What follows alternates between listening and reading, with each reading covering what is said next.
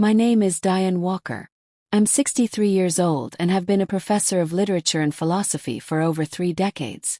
I've seen countless students come and go, brilliant, distracted, eager, bored, but I've always been good at reading the room, especially at this stage in life. I know who's present and who's pretending. And then there was Ethan. Ethan wasn't like the others. He was in his early 20s, quiet, intense, always sitting in the front row.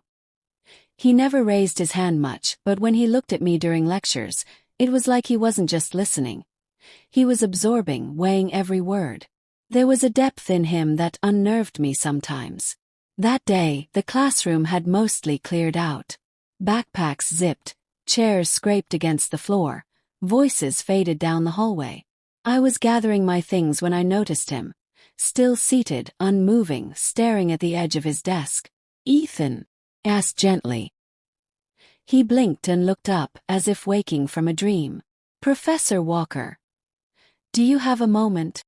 "Of course," I replied, though my curiosity had already sparked.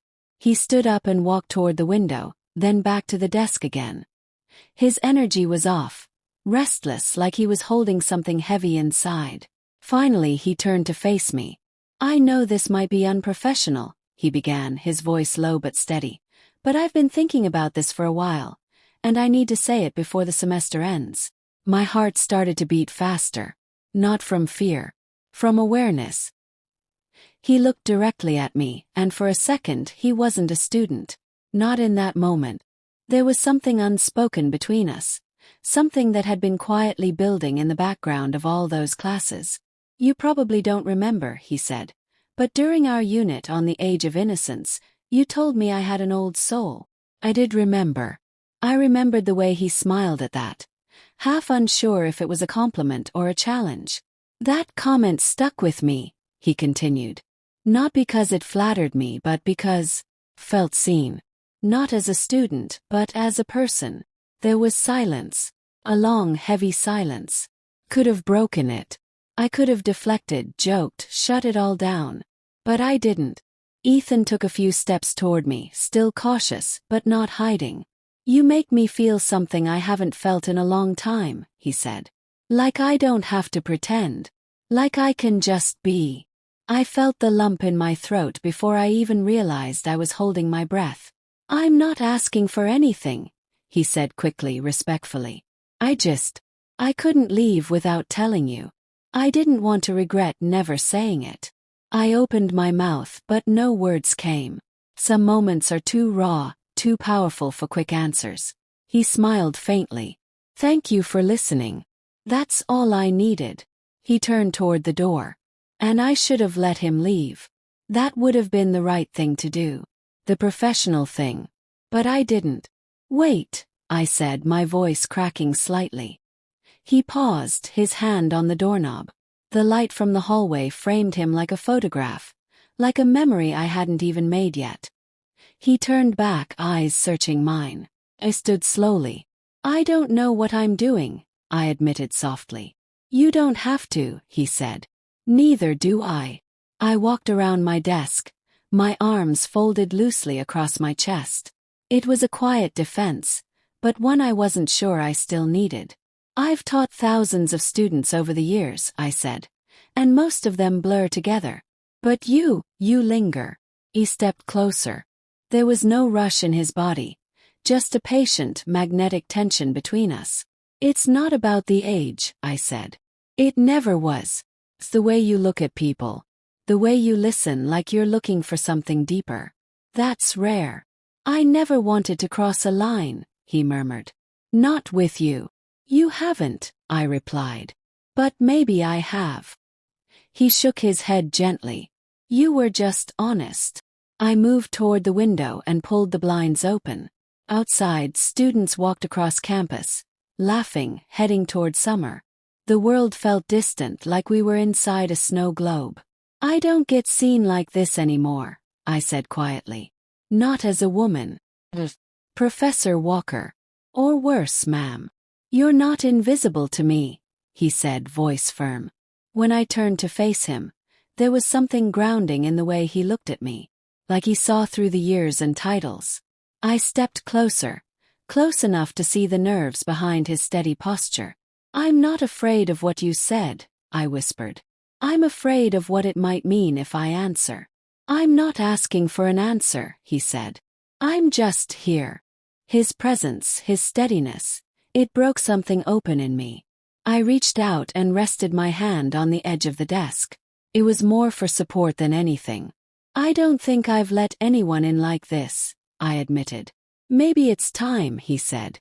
"Even if it's just for this moment." I looked at him long and hard. Every instinct I had, every rule, every expectation warned me to step back.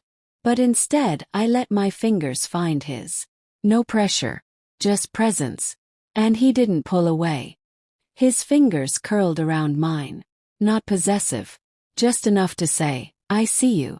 That night, I walked home beneath the golden light of dusk, the breeze soft against my skin. Nothing had happened, and yet everything had changed. Not because of a confession, but because someone truly saw me and didn't flinch. Barely slept. My mind kept returning to his voice, his expression, the stillness we shared. And one question lingered. What now? The next day, I walked through campus like I was seeing it for the first time. And when I opened my office door after lunch, there he was. He stood as I entered. "You left the door unlocked," he said. "I guess I did," I replied, unable to hide the smile. "Close the door behind me." Slowly, deliberately. "It's just us now," I said. He looked relieved but cautious. "I wasn't sure I should come." "I'm glad you did."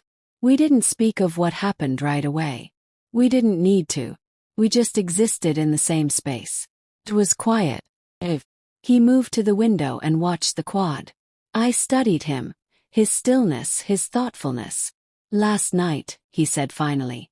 "I kept thinking, did I ruin something?" "No," I said firmly. "You didn't." He turned to face me, eyes hopeful but restrained. "It's not just attraction," he said. "It's not some fantasy. It's the way you carry yourself. The way you made me feel when I didn't even know I needed to feel seen." I swallowed. "You make me feel alive again. And that terrifies me." "I'm not here to fix your fear," he said softly. "Just to stand with you in it." We didn't touch. Not yet. But the energy between us was undeniable. Later that week, we met at a quiet bookstore cafe just outside town. The kind with mismatched chairs and the smell of old pages. He was already there, waiting with 2 mugs of coffee. "You remembered I take it with cream," I said, surprised. He smiled. "Of course I did." We talked for hours. About books, memories, old heartbreaks. It wasn't about what we were becoming. It was about who we were. At one point, he reached across the table to brush a crumb from my lip. The gesture was so small, but it felt like a spark. Later, as he walked me to my car, the night air wrapped around us like a secret. "I don't want this to be temporary," he said. "Neither do I," I whispered. "Can I kiss you?" he asked. I didn't answer with words. I leaned in, and everything changed in that soft, careful kiss. He didn't rush it. He didn't take. He simply stayed. And in that moment, I didn't feel older.